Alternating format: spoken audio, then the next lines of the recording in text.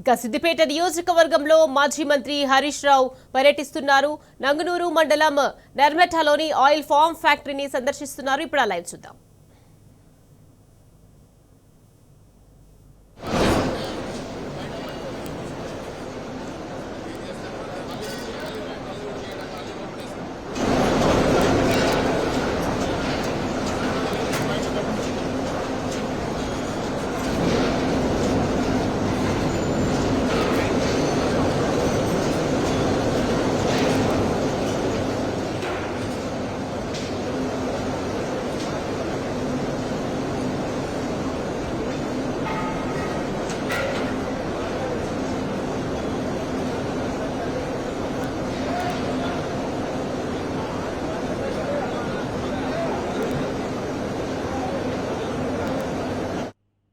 Right, ఇదే విషయానికి సంబంధించి మరింత సమాచారాన్ని మా ప్రతినిధి రంగాచారి ఫోన్ లైన్ లో అందించేందుకు సిద్ధంగా ఉన్నారు.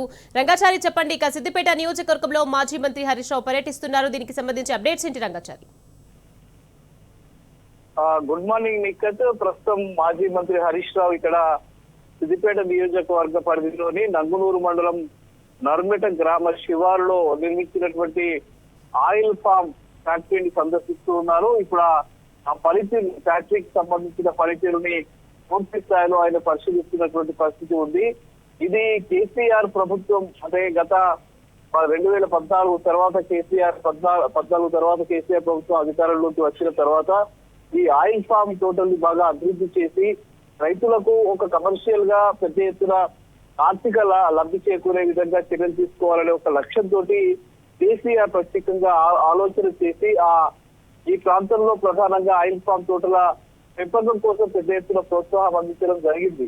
ఈ నేపథ్యంలో గత 10 సంవత్సరాల వ్యవధిలో ఈ ప్రాంతంలో ఇప్పటికే దాదాపు 20,000 ఎకరాల్లో ఆయిల్ ఫామ్ తోటలు పెంపకం జరుగుతుంది. ముఖ్యంగా ఒక సిద్దిపేట నియోజకవర్గంలోనే దాదాపు 16,000 ఎకరాల్లో ఇప్పటికే ఆయిల్ ఫామ్ తోటలు పెంపకం జరుగుతుంది. అందుకు సంబంధించిన ప్రోత్సాహకాలన్నీ కూడా గత 10 సంవత్సరాలుగా ముఖ్యంగా హరీష్ రావు ఇక్కడి ప్రాంత రైతుల్ని, ఇక్కడ ప్రాంతానికి సంబంధించిన రైతులందరినీ పెద్ద ఎత్తున వాళ్ళకు ప్రోత్సాహం అందించి ఈ తోటల్ని పెంపకం ద్వారా వాళ్ళకు ఆర్థికంగా అభివృద్ధికి దోహదం చేస్తుందని చెప్పిన నేపథ్యంలో ఇప్పటికే 16-17 ఎకరాల్లో ఈ తోటల పెంపకం అనేది జరుగుతూ ఉంది.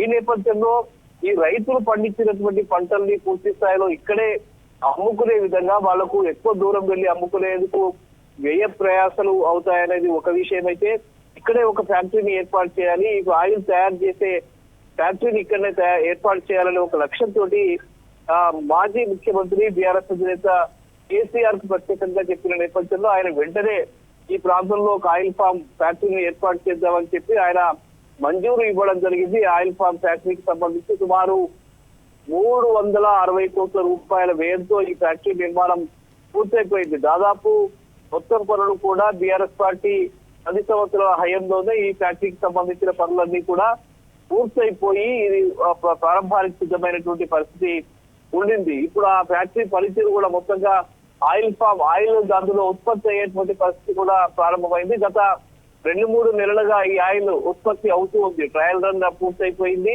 ఈ ప్రాంతానికి సంబంధించిన రైతులంతా కూడా ఇక్కడికి వచ్చి వాటికి ఆ పంటను కూడా కొనసాగుతుంది. వాళ్ళంతా ఈ ప్రాంతంలో గత 3 సంవత్సరాలుగా పంటలు పండించినటువంటి రైతులకు సంబంధించిన పంటలు ఇప్పుడు చేతికి వచ్చినటువంటి పరిస్థితి. ఆ పంటను తీసుకొచ్చి ఇదే ఫ్యాక్టరీలో వాళ్ళు విక్రయిస్తూ ఉన్నారు. ఆ విక్రయించినటువంటి వాటన్నిటినీ కూడా మళ్ళీ ఆయిల్ గా తయారు చేసేటువంటి ఒక ప్రక్రియ అయితే చాలా పకడ్బందీగా కొనసాగుతుంది, విజయవంతంగా కొనసాగుతున్నటువంటి పరిస్థితి ఉంది. ఈ నేపథ్యంలోనే ఈ ఫ్యాక్టరీని మళ్ళీ ఒకసారి పరిశీలించాలి. ఈ రైతులకు ఎట్లా ఇంకా ఏమైనా దీంతో వసతుల కల్పనకు ఏమైనా అవకాశం ఉన్నదా, ఇంకా ఏమేమి దీంతో చేయాలనే విషయాల మీద పరిశీలించడం కోసం ఇవాళ హరీష్ రావు గారు ఇక్కడికి రావడం జరిగింది. వాళ్ళకి సంబంధించిన పనితీరు ఎక్కడి నుంచి ఆ పంట రావడము, పంట ఎట్లా దాన్ని దీంట్లో ఫ్యాక్టరీలో వాళ్ళు తీసుకుని దాన్ని ప్రాసెస్ చేసి ఎట్లా ప్రాసెస్ చేస్తారు, ఏ పద్ధతుల్లో ఏ ప్రక్రియలో ఆ ప్రాసెస్ జరుగుతుంది, ఆ ప్రాసెస్ అయితే చివరిగా అది ఆయిల్ గా ఎక్కడ రూపాంతరం చెందుతుంది,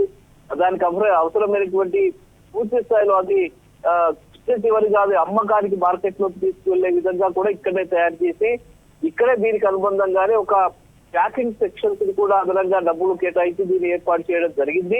దాని ప్రక్రియ కూడా త్వరలో ప్రారంభం కాబోతుంది. మార్కెటింగ్ కి సంబంధించి ఇక్కడ తయారైనటువంటి ఆయిల్ ని ఇక్కడనే ప్యాకింగ్ చేసి దీన్ని మార్కెట్ లో ఒక బ్రాండ్ నేమ్ గా బ్రాండ్ ఏర్పాటు చేసి ఆ బ్రాండ్ ద్వారా దాన్ని మార్కెట్ లో అమ్ముకోవడం కోసం కూడా అవసరమైనటువంటి ఏర్పాట్లన్నీ కూడా ఇందులోనే జరుగుతున్నాయి. ఈ నేపథ్యంలో దీనికి సంబంధించి ఇది పూర్తయిపోయింది, పూర్తిగా ఇది అందుబాటులోకి వచ్చింది. రైతులకు ఇది పెద్ద ఎత్తున ప్రయోజనం చేకూరేటువంటి ఒక ఫ్యాక్టరీగా చెప్పుకోవచ్చు. ఇది ముఖ్యంగా ఈ ప్రాంత రైతుల అభివృద్ధికి ఒక పెద్ద దోహదం చేసేటువంటి విప్లవాత్మకమైనటువంటి చర్యగా మనం పేర్కొనవచ్చు. ఎందుకంటే ఇది పూర్తిగా ఈ ప్రాంతానికి సంబంధించిన రైతులు కేవలం సాంప్రదాయిక పంటల మీద ఆధారపడి వాళ్ళు తక్కువ ఆదాయాన్ని సమకూర్చుకునేటువంటి పరిస్థితి ఉంది. ఈ నేపథ్యంలో ఈ రైతుల్ని ఇటు కమర్షియల్ పంటల వైపు కొంత పెంచడము, అట్లాగే భారతదేశంలో ముఖ్యంగా ఈ ఆయిల్ అనేది ఇతర దేశాల నుంచి వాళ్ళు దిగుమతి చేసుకునేటువంటి పరిస్థితి ఉంది. ముఖ్యంగా ఇంకా చాలా దేశాల నుంచి ఇక్కడికి దిగుమతి చేసుకుని ఆయిల్ ఉపయోగించుకునేటువంటి పరిస్థితి ఉంది. కాబట్టి షార్టేజ్ ఇక్కడ చాలా ఉంది. కాబట్టి ఈ ప్రాంతంలోనే ఈ ఆయిల్ ఉత్పత్తి చేసి ప్రజలకు అందించడం ద్వారా ఇక్కడ ఆర్థికాభివృద్ధి, రైతులకు ఆర్థికాభివృద్ధి చేయడము, అట్లాగే వినియోగదారులకు కూడా పూర్తి స్థాయిలో ఈ ఆయిల్ ని అందుబాటులోకి, పామ్ ఆయిల్ ని అందుబాటులోకి తేవడం అనే ఒక లక్ష్యంతో ఈ ఫ్యాక్టరీ ఏర్పాటు చేయడం జరిగింది. ఇది నిజంగా కేసీఆర్ యొక్క దూరదృష్టికి హరీష్ రావు యొక్క కృషికి ఒక ఫలితంగా కూడా చెప్పుకోవచ్చు. ఇదంతా కూడా దీని ఫలితంగానే ఈ ప్రాంతానికి సంబంధించిన రైతులంతా కూడా పెద్ద ఎత్తున చైతన్యవంతం అయిపోయి ఈ పంట వైపు వాళ్ళు వస్తున్నటువంటి పరిస్థితి ఉంది. ఇప్పటికే దాదాపు 16-17 వేల ఎకరాల్లో ఈ ప్రాంతంలో ఉన్నారు, పంటలు పండిస్తున్నారు. మొత్తంగా జిల్లా వ్యాప్తంగా చూస్తే సుమారు 25-30 వేల ఎకరాల్లో కూడా ఈసారి పంటలు వేసినట్టుగా మనకు సమాచారం ఉంది. ఆ దిశగా వీళ్ళందరినీ ప్రోత్సహించడం, వాళ్ళకు ఆర్థిక అభివృద్ధి చేయడం అనేది జరుగుతుంది. ముఖ్యంగా వాళ్ళకు అవసరమైనటువంటి మద్దతు ధర కల్పించడానికి కూడా అవసరమైనటువంటి ఏర్పాట్లు ఇక్కడ ముఖ్యంగా ఈ సీజన్ లో ఇప్పటి వరకు క్వింటాలకు 2,000కు పైగా రేటు పలుకుతున్నట్టుగా ఉంది.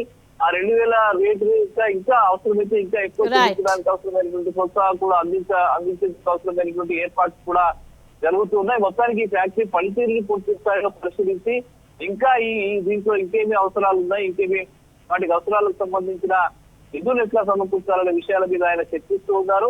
దీని తర్వాత ఆయన మీడియాకు కూడా చెప్పే అవకాశాలు కనిపిస్తున్నాయి. Right, thank you Rangachari.